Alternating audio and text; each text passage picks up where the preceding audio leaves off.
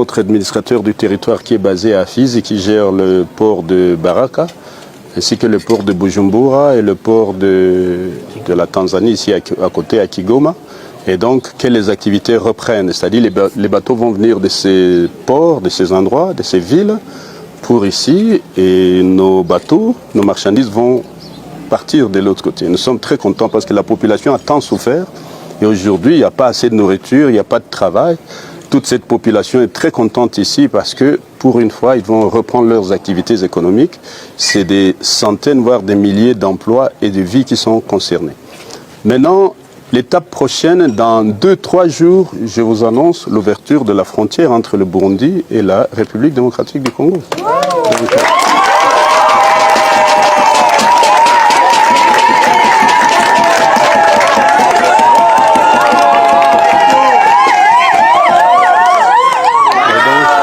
justement, depuis que le M23 est rentré, il y a les écoles qui ont été empêchées de fonctionner. Il y a certaines écoles qui ont été détruites. D'autres, on a intimidé les enfants, on a fait fuir les enfants. D'autres ont été tués et blessés.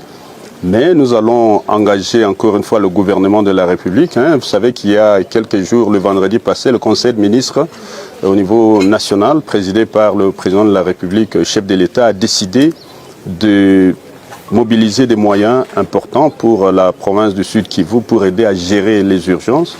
Et grâce à ça, nous sommes confiants que les moyens vont nous arriver. Mais au-delà de ça, il faut dire que nous allons immédiatement, d'ici 2-3 jours aussi, procéder à la rouverture des écoles parce que nous avons amené la ministre de l'Éducation. Elle est là?